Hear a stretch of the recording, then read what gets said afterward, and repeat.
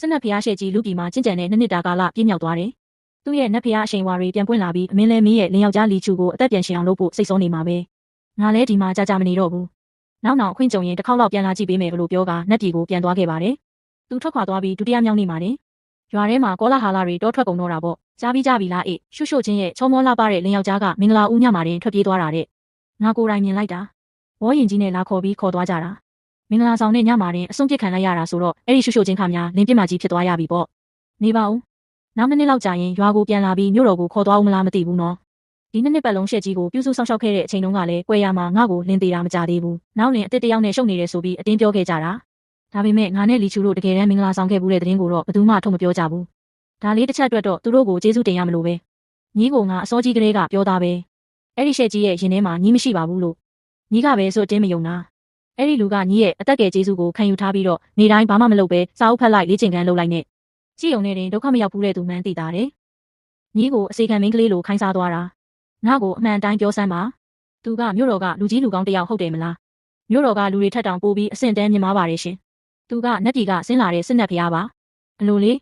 ဒီကောင်မလေးတော့လင်ပြစ်ခံရလို့စိတ်လေးပြီးယူသွားပြီထင်တယ်။လီချူလွန်ခဲ့တဲ့နှစ်ကတေဆုံးသွားခဲ့တာကိုတရွာလုံးကသိကြတာမို့သူပြန်ရှင်လာရင်ရွာသားတွေကမိစ္ဆာဆိုပြီးတက်ကြမှာစိုးရိမ်မိတယ်။ဒါကြောင့်ရိုးချင်းတယောက်အင်္ဂလိပ်ကိုတန်ရှင်းရေးလုပ်ပြီးဘယ်သူမှမသိတဲ့အရက်ကိုပြောင်းရွှေ့ဖို့ပြင်ဆင်လိုက်တယ်။ထို့နောက်စစ်နက်ဖျားပေးခဲ့တဲ့ကြောက်စိမ်းပြားကိုထုတ်လိုက်ပါတယ်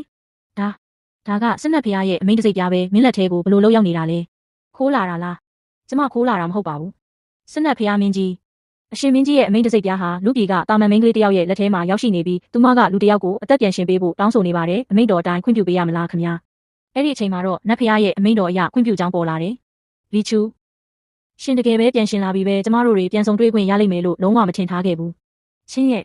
ကိုပြန်လာပြီးဒါပေမဲ့ကိုဘလို့နီးနဲ့အသက်ပြန်ရှင်အောင်လုပ်လိုက်တာလေ။ကျမနဲ့သမီးတစ်ပါးနဲ့တွေ့ခဲ့လို့ပါ။နောက်ရက်တွေမှာတော့သူတို့နှစ်ယောက်ဟာတကယ်လင်မယားတွေလိုအချင်းချင်းဂရုစိုက်ပြီးတစ်ဖက်နဲ့တစ်ဖက်မခွဲနိုင်လောက်အောင်ပျော်ရွှင်စရာအချိန်တွေကိုဖျက်ဆီးခဲ့ကြတယ်။လီချူဟာအရင်ကလိုပဲအိမ်မှုကိစ္စဝဝကိုရိုးချင်းအတွက်အကုန်လုပ်ပေးပြီးအရန်ကိုကျင်နာတက်ဆဲပါပဲ။ဒါပေမဲ့လီချူရဲ့ခန္ဓာကိုယ်ဟာတိတိတသားကိုအားနေပြီးရိုင်းနေလာတာကိုရိုးချင်းသတိပြုမိလိုက်တယ်။လီချူရှင့်ခန္ဓာကိုယ်ကဘယ်နာကမတက်မတာဖြစ်နေလို့လဲဟင်အဆင်ပြေပါတယ်။အကုန်လုံးကောင်းပါတယ်။ဒါပေမဲ့ခန္ဓာကိုယ်ကြီးကတဖြည်းဖြည်းလေးလံလာတယ်လို့ပဲဒါပေမဲ့လည်းဒီလိုမျိုးမင်းရဲ့ဘေးနားမှာရှိနေခွင့်ရတာနဲ့တင်ကိုကျေနပ်ပါပြီ။သူကတော့ဘာမှမဖြစ်တယ်လို့ပြောနေပေမဲ့ငါကတော့စိတ်မအေးနိုင်ဘူး။အရင်တုန်းကငါမေကငါ့ကိုအဓမ္မရောင်းစားဖို့လုပ်တုန်းကလည်းငါ့ကိုမိတဲ့ကနေအသက်ဆုံးပြီးကယ်ခဲ့တာလီချူပဲလေ။ဒါကြောင့်ငါရဲ့အသက်ပဲတေးသေးငါသူ့ကိုထပ်ပြီးအဆုံးရှုံးမခံနိုင်တော့ဘူး။ရိုချင်းဟာလီချူရဲ့ယောဂါကိုကုသပေးနိုင်ဖို့အတွက်ဆရာဝန်တယောက်စီတွားရောက်ပြသခဲ့ပါတယ်။ဒီတိုင်းသာဆက်သွားရင်တော့သူ့ရဲ့ခန္ဓာကိုယ်ကရပိုင်းပဲခံတော့မယ်။ဒါပေမဲ့ဝူဝမ်းတောင်ပေါ်မှာလူရဲ့စွမ်းရည်နဲ့အသက်တက်ကိုဖြည့်တင်းပေးနိုင်တဲ့ဈေးဘက်ဝင်အပင်တစ်မျိုးရှိတယ်။ဒါဆိုဆရာကျမအတွက်တွားကူးပေးလို့ရမလားရှင်။ငါကတော့လုံနိုင်တဲ့စွမ်းအားမရှိဘူး။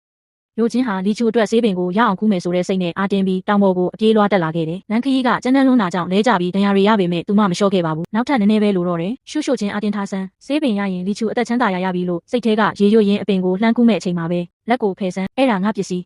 အဲ့ဒီအချိန်မှာပဲအနောက်ကနေလူတယောက်ရောက်လာပြီးရိုချင်းကိုတွန်းထုတ်လိုက်ပါတယ်။ရိုချင်းလမ်းဖြတ်ပြီးလှည့်ကြည့်လိုက်တဲ့အခါတောင်ပေါ်ကိုရောက်နေတဲ့သူဟာတခြားသူမဟုတ်ပဲရှက်ကြီးရှင်ပါလို့ဒီကိုရောက်နေတာလေ။မင်းကငါ့ကိုတီးလို့လားဒါဆိုမင်းကငါရဲ့လူပြည်ကကံကြမ္မာအချစ်စမ်းသက်ချက်ထဲကမင်းကလေးပေါ့